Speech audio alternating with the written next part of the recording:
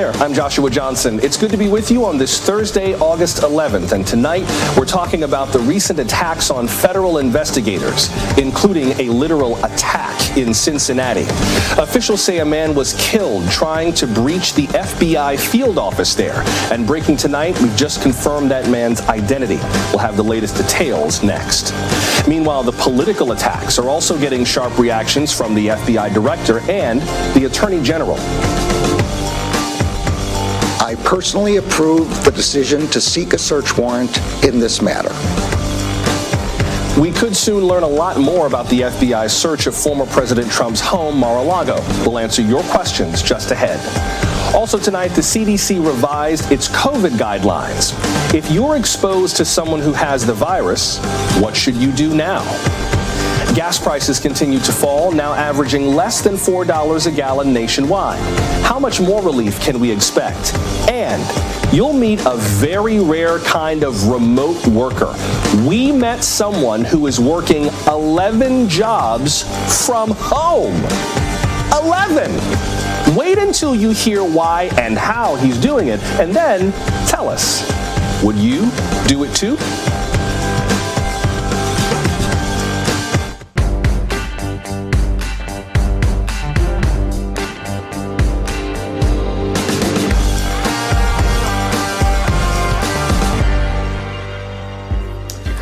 A lot has been said about the FBI's search at Mar-a-Lago. Today, the Justice Department took the rare step of speaking out with an update and a clapback.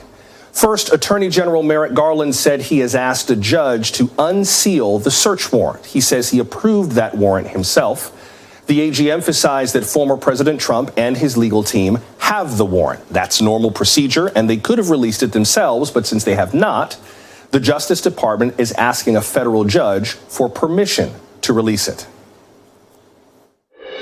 The department filed the motion to make public the warrant and receipt in light of the former president's public confirmation of the search, the surrounding circumstances, and the substantial public interest in this matter. Faithful adherence to the rule of law is the bedrock principle of the Justice Department and of our democracy.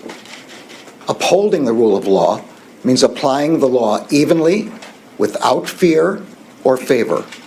Under my watch, that is precisely what the Justice Department is doing. Soon after, Mr. Trump responded. He continues to insist that all of this came out of nowhere and that the FBI got, in his words, way ahead of themselves. Secondly, the Attorney General addressed the rising threats against FBI agents since the search. Let me address recent unfounded attacks on the professionalism of the FBI and Justice Department agents and prosecutors.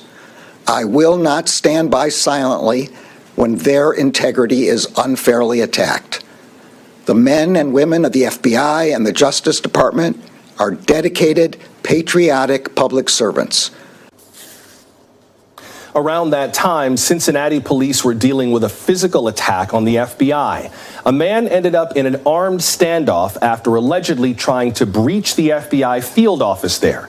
Officers say the man was wearing body armor and was chased onto a highway. According to the Associated Press, he was shot after he raised a gun toward police. We have identified the man as Ryan Schiffer, and we have confirmed that he was at the U.S. Capitol when it was attacked on January 6th.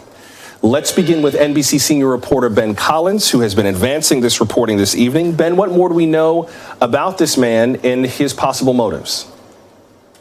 Yeah, so Ricky Schiffer was at the Capitol on January 6th, but since then, in the 18, 19 months since then, he has been a frequent user of Truth Social, Donald Trump's website. And right after he tried to get into that FBI office today, he said he tried to attack the FBI. He said he tried to use a nail gun to get through a window, but he didn't have a way in. So then he fled, and while he was fleeing, he was still posting on Truth Social. He was in a shootout with police where he eventually died in a cornfield.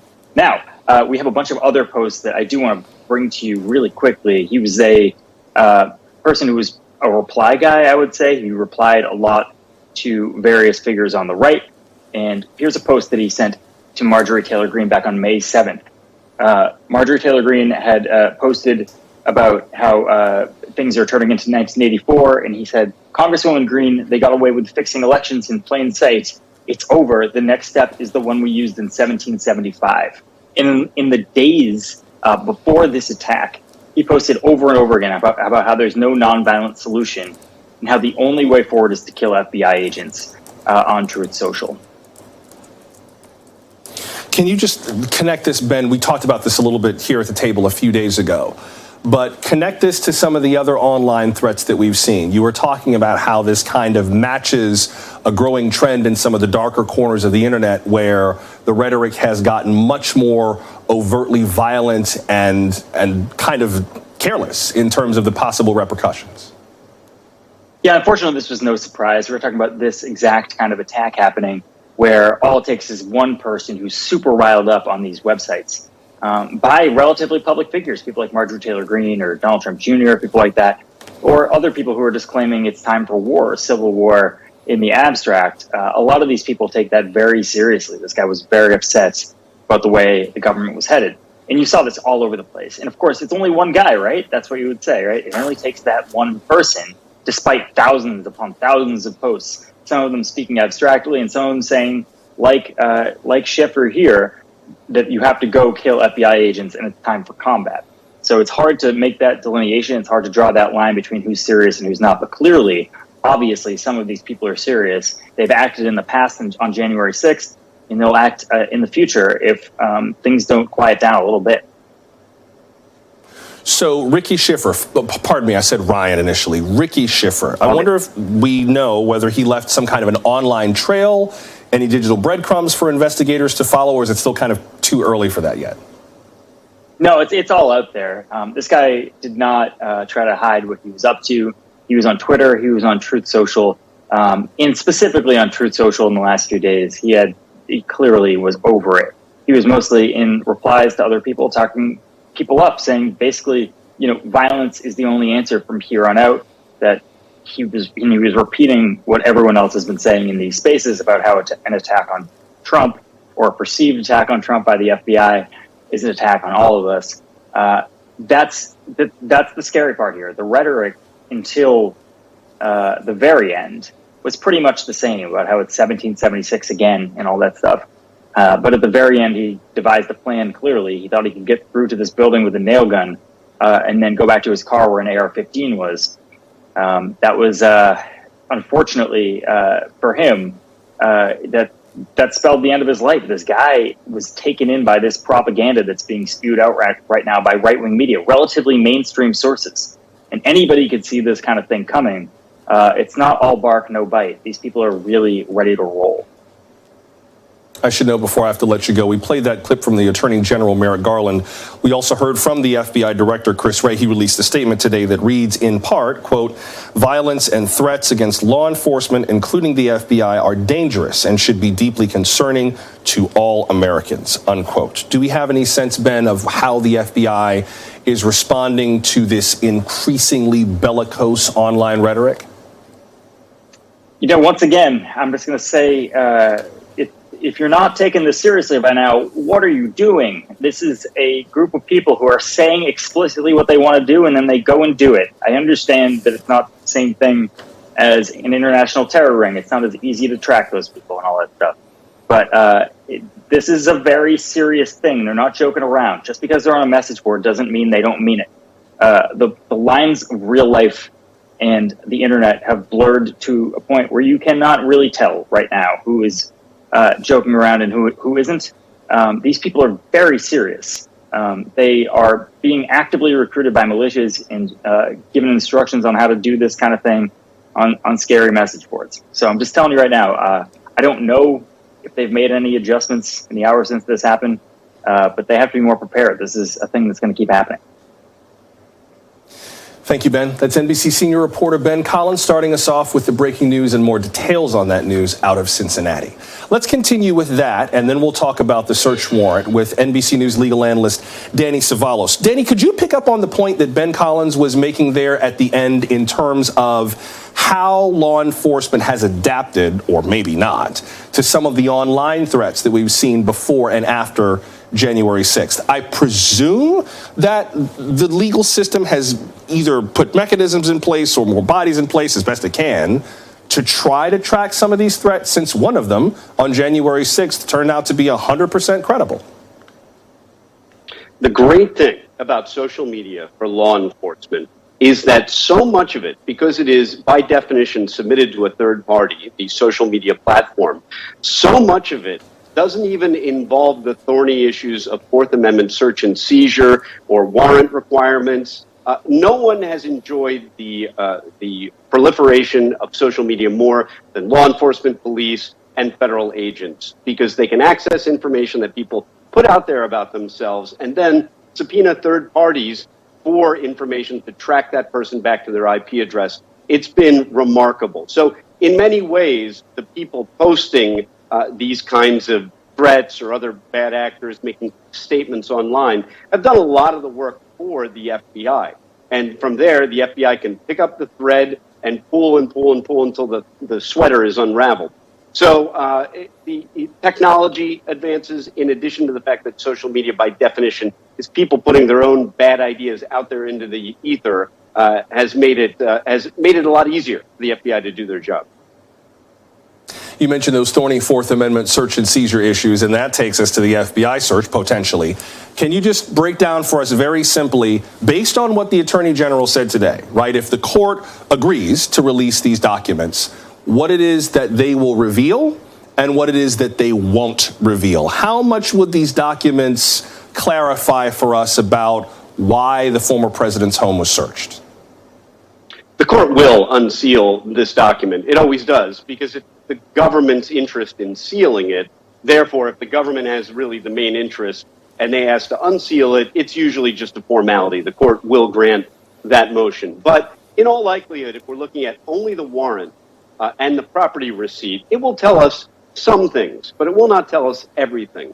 The real key would be the affidavit in support of that search warrant. That would give us some really interesting information. Now, whether or not that's Exhibit A or B that is attached to the search warrant, that remains to be seen because it's not described in the government motion. In all likelihood, we'll only see the search warrant and the property receipt, and those will tell us specifically, as per the Constitution, the place to be searched and the things to be seized. And the property receipt is literally a receipt for the things the government took from the premises. And it's written like a list, often handwritten, and it'll be many pages in this case, I imagine. It's often many pages. The description sometimes isn't that helpful, especially if it's, seized one iPhone. Well, we don't know what's in that iPhone yet. So that doesn't tell us much of anything. So just by way of example, I mean, the description on the property receipt may not be that elaborate because, after all, the FBI may not actually know what they have in their hands yet. They're just describing it for purposes of handing a receipt, a ticket, the way you might get a ticket at the dry cleaner to come back and pick up your things. The question is whether or not they'll ever be able to come back and pick up those things if they are seized and eventually ever turned back over. Let me get to a couple of questions from our viewers, if you could get to those really, really quickly. We got two that I'd like to get to. Caleb asks, I would like to have a better understanding of the institutional controls, nonpartisan if any, that would have instructed the outgoing president or any president on what can and cannot be removed from the White House or other critically sensitive areas upon leaving office. Danny? This is a really interesting issue because it goes to the intent. For example, the federal statute, and we'll hear this section a lot, section 2071, criminalizes a custodian of these records, taking them, destroying them, moving them from one place to another outside of the possession of the government. Of course, if that were ever to become a criminal charge, look for the defense, whether it be Trump or someone in his circle, to be either, I didn't know I had them, which could be the case in electronic documents, or I didn't know what I was doing was even a crime. Now, normally, ignorance of the law is no defense, but as we've seen in the last few months, apparently ignorance of the law can be a defense when it comes to election law, all kinds of other violations. So if that ends up being one of a number of options for the government to charge, and if the person charged is the former president, then look for that to be put out as a defense, whether in court or in the public sphere. And very quickly, Lisa asks, can Christopher Wray, the director of the FBI, release details about the search warrant without damaging any future case against Trump? Danny, I'm guessing that the answer to that is a big maybe, but probably not. Christopher Wray will not be releasing details because they're really not his to release. That would have to come from Maine Justice, specifically Merrick Garland. So that's no, number one. And no, number two, he wouldn't do it anyway, because what we saw today, this press conference, the Attorney General standing at the podium, is an anomaly. It doesn't happen often. The DOJ does not comment on ongoing investigations. They'll be more than happy to comment after they've indicted someone. Oh, they'll bring out a podium and a PowerPoint and a laser pointer after the indictment. But while an investigation is ongoing, they will generally not comment. So I would not look for Christopher Wray to go out on his own and just start releasing more information about the search and the investigation underlying it. That's not going to happen. Well, we should learn a little bit more tomorrow. The attorneys for the government are under orders to get in touch with the former president's attorneys, talk about the release of this, and then report back to the court. So we could have some additional updates in less than 24 hours. Thank you, Danny. That's NBC News legal analyst Danny Savalos with some more insights and perspective. Let's move on to the fight against COVID. What should you do if you are exposed to someone who has it? Before you answer, check out the revised guidelines that the CDC put out today. Now, if you are exposed to COVID, you no longer have to quarantine right away. The CDC recommends wearing a high-quality mask for 10 days and getting tested on day 5. That's regardless of your vaccination status. What if you test positive? The CDC says to isolate for at least 5 days. You can stop isolating after that if you are fever-free for 24 hours. But you should keep wearing a mask until the 10th day.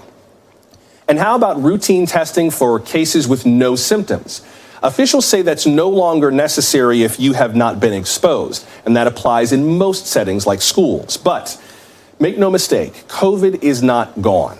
Every day, the U.S. is averaging more than 100,000 reported cases, 6,000 new hospitalizations, and 400 deaths.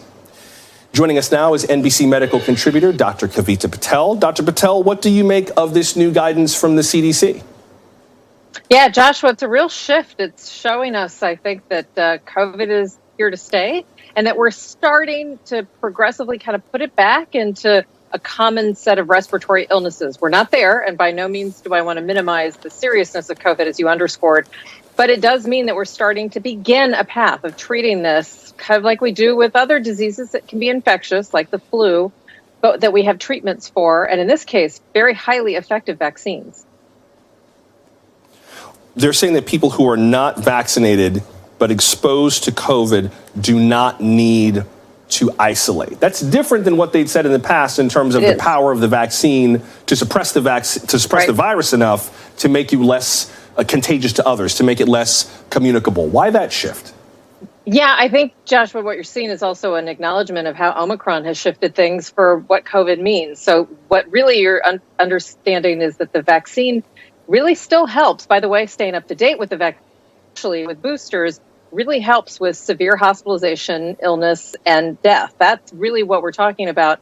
But that we know, you and I both know, that breakthrough infections and symptomatic infections have become quite common even amongst vaccinated and boosted people because of Omicron. So this really is about protecting people who are actually sick. So if you identify yourself either through testing or symptoms as someone who is positive, you isolate so you can keep yourself away from others and try to get treatments and take care of yourself. But in terms of quarantine and even, Joshua, contact tracing, it doesn't have as much utility because we do know that if you're unvaccinated, if you develop symptoms, we need to get you treatment. You can't really just run out and go get vaccinated if you're unvaccinated and in close contact with somebody. And the best you can do is test. Previously, being unvaccinated puts you at so much higher risk of getting infected, that was before Omicron, than a vaccinated individual. That's why you saw that separation. But again, Omicron really changed the calculus of what we're dealing with COVID. So then does that also change the way that we look at a stat like 100,000 new infections in the U.S.? I mean, when we were looking at COVID before we had vaccines, before Paxlovid, getting infected was a very different, it was a crapshoot. It was scary because you never knew what it was going to do to your body. But now, I guess, with the vaccines, including the ones that are going to be updated in September, right, to deal with these new variants, and then with the presence of antiviral medications like Paxlovid, I guess we have to look at these statistics differently. We can't read them the same as we read them in 2020 or 2021. Yeah, no, that's right. I think the way these statistics do help you, first of all, we know they're an undercount. We actually have valid evidence that shows that there are far more positive tests that are out there, most likely being done at home or in the workplace, that never get reported, Joshua. So what we can use those 100,000 cases a day is really just a temperature in your community of how much rise and spread of COVID there might be. That might make you, Joshua, or me, Kavita, the individual, more likely to mask up indoors. For example, that's what I still do in crowded spaces. I don't want to miss 5 to 10 days of work, and I don't want to get sick. So those numbers help to give you choice on your individual behaviors. But what the CDC put out today is to basically say that the risk is individual, and you have to look at the setting. And then the statistics that do matter, Joshua, are those rates of hospitalization and deaths. Because if we see a change in that, that signals that we could be dealing with a more severe form of the virus. Of course, those numbers come too late. So we have to still look at some of those earlier numbers just to get a signal. So think of it as a little bit of a signal so that maybe you grab that mask on your way out. Maybe you still mask like I will on an airplane or in an airport, but there are different calculations depending on who you are. I was just about to ask you that, and you answered it before I could ask it about masking up as a precaution, that there's still value in masking up, even though some of those guidelines have shifted, that's not necessarily something we should abandon. NBC News medical contributor Dr. Kavita Patel, always good to see you. Thank you very much. Thank you. Still to come, good news and bad news about how we get around. The good news, gasoline is finally under $4 a gallon, but how much lower will it go? The bad news, some public transit systems are facing major problems. What are riders dealing with, and what's being done about it? We're glad you're with us for Now Tonight from NBC News.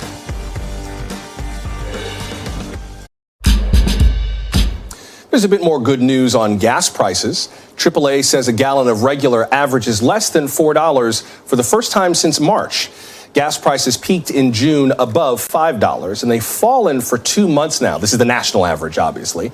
Still, prices are 80 cents higher than they were last year. So, how long will the costs come down? And what might they look like this winter?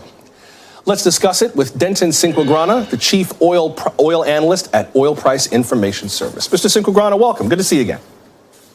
Hey, Joshua. Good to see you again. Can I ask you a question real quick from last time I was on? Do you remember how many gallons were in the barrel? Do you remember how many gallons were in a barrel? Oh my God! Why, Lord Jesus? Enough to fill it. There you go. Great answer. It's 42. But yeah, no, great 42? News. 42. Yep, 42. Okay, gotcha. No, great news. Prices coming down. The interesting thing about it is, in the summer, we're used to prices going up, coming back down, going back up, coming down. Every day this summer, the price has dropped. So that's been something I don't think I've ever seen before. Why are the prices going down right now? Well, we've seen oil drop from, well over $100 to about 92, 93. Actually, last week they were in the 80s. So they're creeping back up a little bit, but I think that's a big part of it. We've also seen the consumer respond. When prices got up to $5, we started to see some real demand destruction. And you can't just completely stop driving, but what you can do is change your habits a little bit. And I think that's contributed. We get data from a bunch of retail stations around the country. And what we've seen is, okay, week to week, demand can be very quirky and lumpy and choppy, whatever you want to describe it as.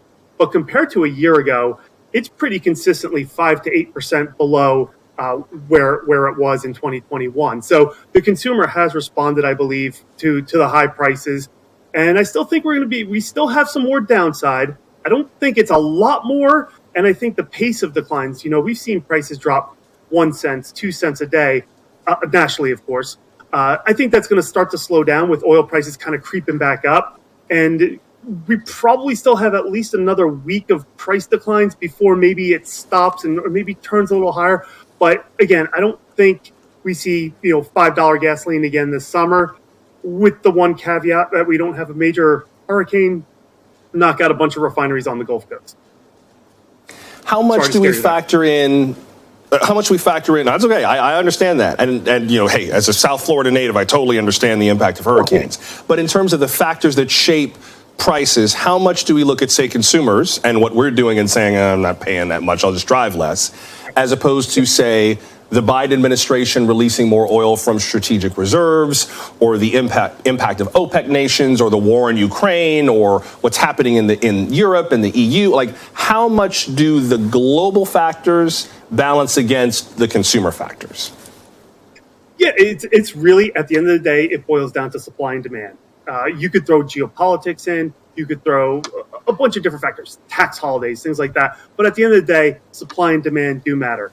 And to your point about the Biden administration releasing oil from the SPR, I don't necessarily think it helped prices drop. What I do think, and firmly believe this, is that they help keep prices from going back up. A lot of that oil, and people complained about this, that it was being exported, but it helped fill in gaps in other parts of the world. How long do you think, we did get a question from a viewer who's looking ahead to winter in terms of how long these prices might remain on this trajectory. Nabi emailed, I was wondering if you have any predictions on our propane or electricity prices this winter. What about energy prices for the winter, Denton? Yeah, and obviously we're talking about heating fuels. Also heating oil, very popular here in the Northeast as well still. A lot of it depends on the price of natural gas. Fortunately, here in the United States, we are blessed with cheap, abundant natural gas. Right now, natural gas is probably about just under $9 per MMBTU, million BTUs, the way it's measured. In Europe right now, the price of natural gas is probably about 7 times that. So we are extremely fortunate. We've been hearing a lot about what electricity costs are in Europe and natural gas costs are in Europe. And that's not necessarily the same factor that we have here, because we do have plenty of natural gas and it's much cheaper. Propane will really kind of go whatever way natural gas and crude oil go. You get propane from each of those products. So propane supplies are okay. They're not great, but they're not terrible either. But I think the fate of propane will largely follow what crude oil does. Denton Cinquegrana, Chief Oil Analyst at OPIS, and there are 42 gallons in a barrel. 42 gallons in a barrel. Thank you for the reminder, and thanks for making time for us tonight. Good to see you again. Thanks, Joshua. Appreciate it. Now, even with fluctuating gas prices, a lot of people are still not riding public transportation. That might be yet another casualty of COVID. Overall, U.S. ridership is about half of its pre-pandemic levels. The ratings agency Fitch predicts that most transit agencies will never fully recover, ever. It says that hybrid and remote work have fundamentally changed demand. Now, maybe you don't have that luxury. Maybe you rely on trains and buses and ferries. You already know how unreliable and at times unsafe transit can be these days. In Chicago, CTA says it's adding police officers and K-9 units on the Red Line after a deadly shooting this weekend. Back in May, Washington, D.C.'s Metro reduced service on the yellow and green lines, reason being hundreds of operators were not properly trained. And now in Boston, the feds are investigating the nation's oldest transit line. MBTA has had some major safety issues. A few weeks ago, the T's Orange Line had to be evacuated because of a fire. No one was hurt. But starting next week, the entire Orange Line will shut down for an enormous repair backlog. Massachusetts Governor Charlie Baker says crews will complete 5 years' worth of work in 1 month. So what will we do about mass transit in America? Let's discuss it with Michael Manville. He's an associate professor of urban planning at UCLA. Professor Manville, welcome. Good to have you with us. Thanks for having me. Can we start with the T in Boston? What do you make of this shutdown? I mean, shutting down an entire line of a subway, that sounds like something that happens very rarely. Yeah, it's very much kind of the nuclear option for something like this. A lot of the older transit systems in the country have had problems as a result of deferred maintenance, but to get to a point where you actually take an entire line off and on very short notice is certainly unprecedented. It's an indication, I think, of how seriously they think the situation, has become there. How much, to what do we attribute this? I mean, how much of this is just the deferred maintenance versus the kind of repairs that any transit line would need after a certain number of years? I think at this point that's pretty hard to say. It's because after a certain amount of time, they start to look very similar to each other. So I think one reason why the federal government is so interested is in figuring out exactly how it got to this point. But I think from the outside, and certainly I think many T riders share this concern, it's hard to know exactly what's going on. And that's undoubtedly part of the frustration, right? They just know that they don't feel safe, and they know that the service has become increasingly unreliable. What about issues of violence on transit lines? Chicago and New York are addressing them now. New York has had to deal with some very high-profile incidents of violence on the transit line, including an attack not too long ago in Brooklyn that made headlines. What do you make of the current concerns about violence? Are we just noticing them differently, or are things different now? Well, there's always issues with crime reporting and crime data, so it's very hard to know what kind of trend you're actually seeing, or whether you're actually seeing a new trend, or as you put it, whether we're just noticing things more. But I would say two things that are probably going on. One is just that, things that happen on mass transit often reflect trends that are happening in cities in general. And we have had problems in the last couple of years where many types of crime have arisen. And so it shouldn't be that surprising that we see some of these incidents being reported more on transit as well. And then I think what exacerbates that is that ridership has been falling. And just like a city street, a train or a bus tends to be a safer environment when more people are on it. And so when you have a situation where ridership is going down, and you're more likely to be on trains that are empty or are almost empty, you can have situations where there is more risk of an unsafe situation arising, and then as well, people just don't feel as safe. And when people don't feel as safe, they ride less, and the whole sort of cycle starts over again, and you get trapped in a bit of a vicious cycle where sort of fears of crime, whether they are justified or not, lead to lower ridership, which of course creates more feelings of unsafety. So let's talk about solutions. I mean, there are some great transit line. MTA here in New York, which will take you anywhere you want to go. One of the best services in the city, quite frankly. When it works well, it works amazingly. Metro in D.C. I still remember as an 8-year-old kid from South Florida who'd never been on a train like that before, thinking that you go into the ground and it's like this space-age brutalist architecture and you pop out at the Capitol. It was magical. And when it works, it's amazing. And when it doesn't work, the red line makes you want to burn down the whole red line. I mean, it's the worst thing about living in D.C. What are the solutions for things like this? Some of it feels like unforced errors, like the lack of training on Metro. Some of it feels like funding, which, depending on what part of the country you live in, you may not give a damn about subways because you drive everywhere. So what do we do? How do we dig out of this hole? Yeah, and I think the point you just made about different areas of the country really is an important one, which is that there really is, we're talking about sort of mass transit ridership in the United States, but an important thing to understand is that there really is no United States transit market, right? There's a bunch of different regional markets, and they're very different from each other, and ridership is very unevenly distributed across them, right? So you just mentioned New York. New York as a city is unlike any city in the United States. It is more transit friendly in the way it is laid out than any city in the United States. And in a typical year, it probably carries 40% of all the transit trips in the United States. And it has a huge rail system, unlike many other places. And so the transit ridership is falling in most markets and has been since before the pandemic. But the solution is going to be different depending on where you are.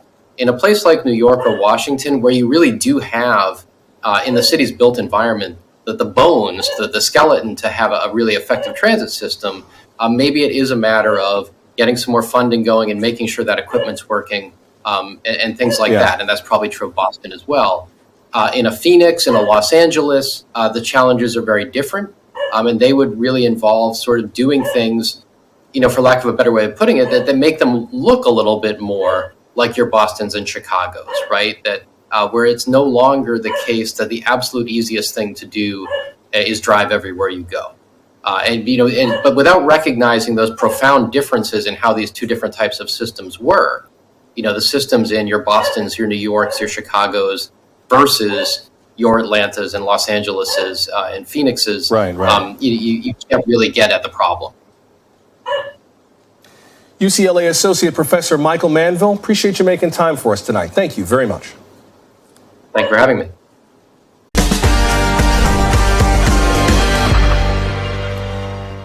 Tonight's headlines begin with Ukraine. The country is ramping up its counteroffensives against Russian forces.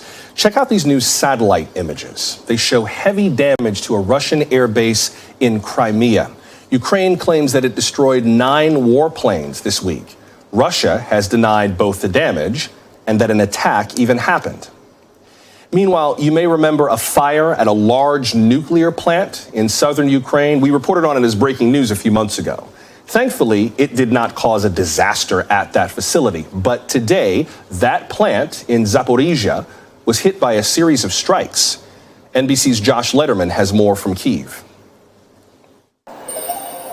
There are fresh concerns tonight about the situation at the Zaporizhia nuclear power plant here in Ukraine, the largest nuclear plant in all of Europe with 6 nuclear reactors. After Ukrainian officials say the site was once again shelled, they say by Russian troops, bringing to 4 the number of days that there has been reported shelling there just in the last week. Ukrainian officials have been calling for a no military zone around that nuclear plant, and today the U.S. State Department said the United States supports a no military zone at that site. As the head of the UN's nuclear agency briefs the Security Council about the issue there today. We're also told that some of the radiation sensors at that site, they are no longer operational, meaning there is a risk that the world wouldn't be able to know in real time if the radiation levels were to start to increase. And as Ukraine is watching the situation very closely at Zaporizhia, we are also waiting to see whether a recent explosion at an airbase in Crimea may signal the start of a long-promised Ukrainian counteroffensive to start taking back territory from Russia. That attack on a airbase in Russian-occupied Crimea took out 9 aircraft, according to Ukrainian authorities. But the Ukrainian military is not officially taking responsibility for that attack, nor are they commenting very specifically about an explosion that occurred at an airbase in Belarus, a country that neighbors Ukraine, that Russia has been using as basically a staging ground to launch attacks against Ukraine. The military here in Ukraine trying to avoid escalating things by openly acknowledging whether they were behind that, even as they say that the removal of those 9 aircraft that were destroyed at that base in Crimea will undermine Russia's ability to be able to use it to strike deep into Ukraine. Scott Peterson was back in court today over a decision about a new trial. Back in 2004, the nation followed his murder trial, charged for the deaths of his wife Lacey and their unborn son Connor. Peterson was found guilty and sentenced to death. But 2 years ago, the California Supreme Court overturned his death sentence. It ordered the case to be re-examined. State justices said there was evidence of prejudicial misconduct by one of the jurors. Today, lawyers for Scott Peterson argued in court that he deserves a new trial, and the judge has 90 days to decide. Joining us now is CNBC contributor David Henderson. He's a civil rights lawyer and former prosecutor. Mr. Henderson, welcome back. Good to see you again. Good to see you too. Thank you. So break down what the California Supreme Court was talking about in terms of prejudicial misconduct. I believe it has to do with this juror, Rochelle Nice. What are the circumstances surrounding that juror? Well, Joshua, that's essentially it. Rochelle Nice is a very unusual juror. First of all, she wasn't an original juror. She was an alternate who ended up deciding the case after 2 other jurors were deselected for other reasons. And she also wrote to Scott Peterson some 17 letters after he was actually convicted. The key concern here is whether or not on an extensive questionnaire, 23 pages 160 questions, she told a lie by saying that she was never the victim of a crime. Lawyers are arguing now that, listen, you had a restraining order back in 2000 when you were pregnant against her boyfriend's ex-girlfriend, and also the police were called under domestic violence circumstance where her boyfriend was arrested. They're saying, you know what, not revealing all that amounts to misconduct, which is not clear. They're also saying that as a result of that conduct, there was prejudice against Scott Peterson because he didn't receive a fair trial based on her being potentially biased. We heard from Scott Peterson's sister-in-law today. Here is what Janie Peterson said in an interview on Today. I beg your pardon, I'm not sure we have that tape, but she did say that if, in fact, she had been a victim of domestic violence, whether or not she perceived herself to be, that would have been relevant information for the court to know at the time she sat on the jury. So, David Henderson, it sounds like the issue is not so much whether or not Scott Peterson did it. It has to do with the way that the prosecution went about prosecuting the crime, prosecuting the allegation. Is that it? Joshua, that's it. But you have to remember, this goes both ways when it comes to jury selection. When you're talking about a criminal court case, especially one involving these types of facts, it all comes down to jury selection. Now, it's hard to imagine any jury in the world acquitting him, but he still has the right to an impartial jury. However, we can't guess about what jurors were thinking. That's not the legal standard. You have to be able to point to objective information that demonstrates this person went into the case with her mind made up. The closest they've come to having that level of objectivity is in 2004 when deliberations started. She said something to the effect of, he needs to be punished for killing little man, their unborn child Connor. However, she said that after she heard all the evidence in the trial. So to me, it's not a clear, objective amount of proof they can offer to support her committing juror misconduct. How common is this kind of reconsideration in murder trials? I'm sure that everybody who is convicted of murder or manslaughter seeks, to have their conviction overturned or a new trial. But for this kind of alleged prejudicial misconduct, how common is that?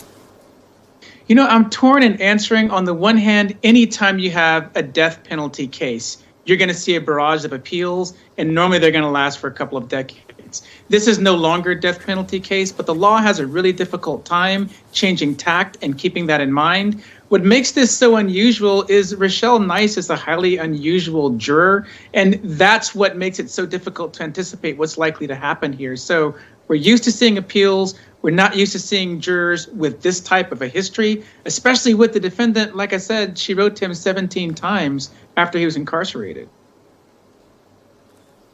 CNBC contributor David Henderson, appreciate you walking us through the details of this. Thank you very much. My pleasure. Kobe Bryant's widow, Vanessa, was in another courtroom today. She is suing Los Angeles County officials for negligence and invasion of privacy over her husband and her daughter's deaths. Ms. Bryant alleges that unauthorized close-up images of their remains were taken at the crime scene as what she describes as souvenirs. She also claims that those images were shared dozens of times by first responders, including at a bar and at an awards gala. She argues that those images were taken and circulated not for investigative purposes, but rather, in her words, for a laugh. An attorney for LA County argued that the photos helped first responders share information when they thought they might still save lives at the crash scene. Some folks work 2 jobs to make ends meet. My mother used to work 3 jobs when I was little. But what would it take for you to work 11 jobs at once? We met someone who's really doing it, and he ain't the only one. We'll show you how, and he'll tell you why. Before we go.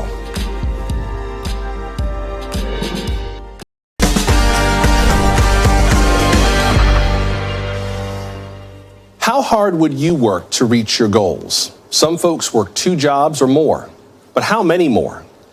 We met a guy who works 11 jobs, and yes, we verified them all.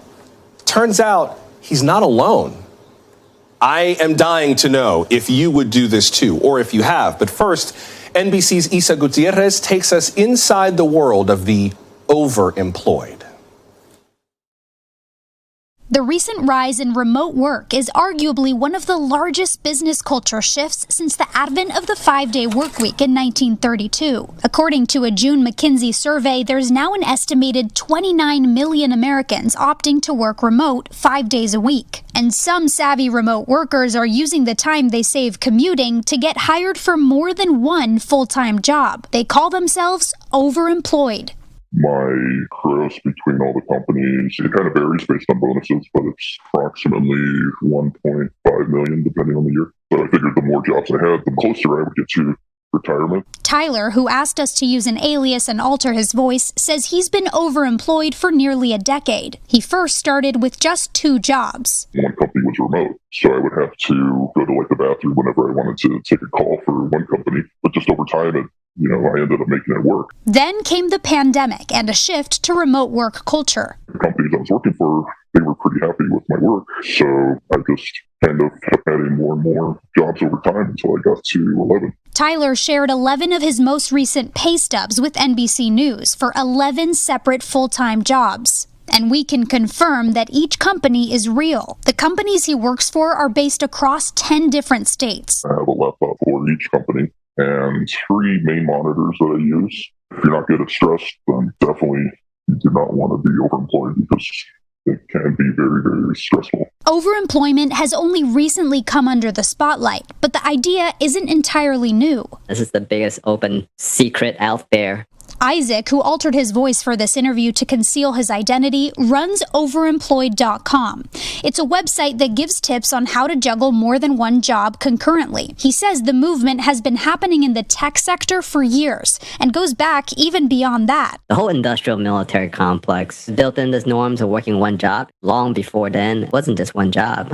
When you were farming or doing carpentry, people were doing multiple jobs, surviving basically. That's the basis of the website and why it was created. Was basically give other people the permission and the okay to pursue life, liberty, and happiness for themselves. For most workers, this is perfectly legal. It would depend on the worker's contract. Aaron Hatton is a sociology professor at the University of Buffalo that focuses on labor market and movements. Most employees work at will, which means that their employer can fire them for any reason at all, any time at all, except for a few legally protected reasons. But if you're a great worker and they find out you're working for another employer and they don't like it, they can let you go today. This is just one of the hurdles overemployed people face. The biggest slip up that I've had is basically I'll forget to mute one job when I am on a meeting with multiple companies. But as work culture continues to evolve, for some, the idea of going back to their normal 9 to 5 is out of the question. So I would quit every job before I go back to an office. The only thing that they should really care about is, are you doing your work? As long as you're productive, I think that's what matters the most. Isa Gutierrez, NBC News. I am dying to hear from you on this. I think this is so fascinating, and I would love to know what you think of this. Would you do this, or are you currently overemployed now? How is it going, and is it worth it? Have you gotten caught doing more than one job at a time? Share your thoughts on this or anything we've covered tonight. We are at NBC Now Tonight on Twitter, TikTok, Facebook, and Instagram.